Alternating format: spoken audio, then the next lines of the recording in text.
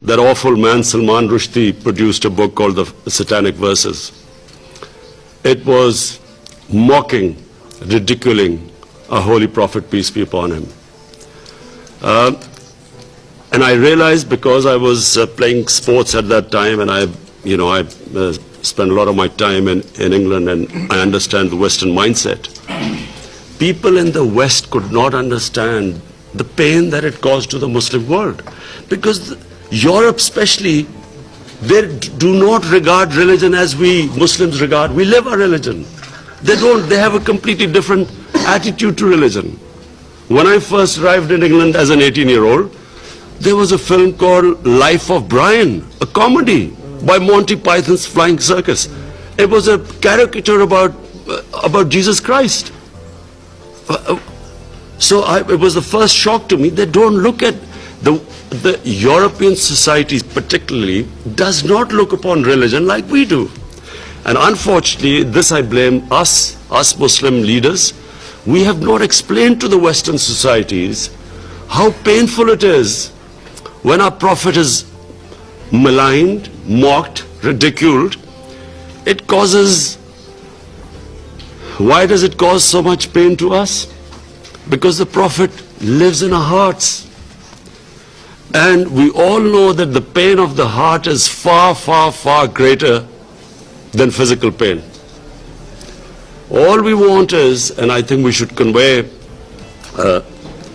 President Erdogan and other Muslim leaders, we should all convey to the Western leaders, especially the Western leaders, that the way, the sensitive way Holocaust is treated in the West, because it gives pain to the Jewish people. And quite rightly, it should be. The world should be sensitive to them, what gives them pain. Similarly, we want them to be as sensitive to the Muslims. When someone ridicules, blasphemes our Prophet Sallallahu Alaihi Wasallam. And I think it's very important for communities to live together, to understand each other. And therefore, these 2 points, in my opinion, have contributed more to Islamophobia than anything else. Because every 2 or 3 years, someone in the European or US cities, someone comes up with a caricature of a prophet, peace be upon him, or this is something which is derogatory. There's a reaction amongst the Muslims. And then everyone says, look what an intolerant religion it is.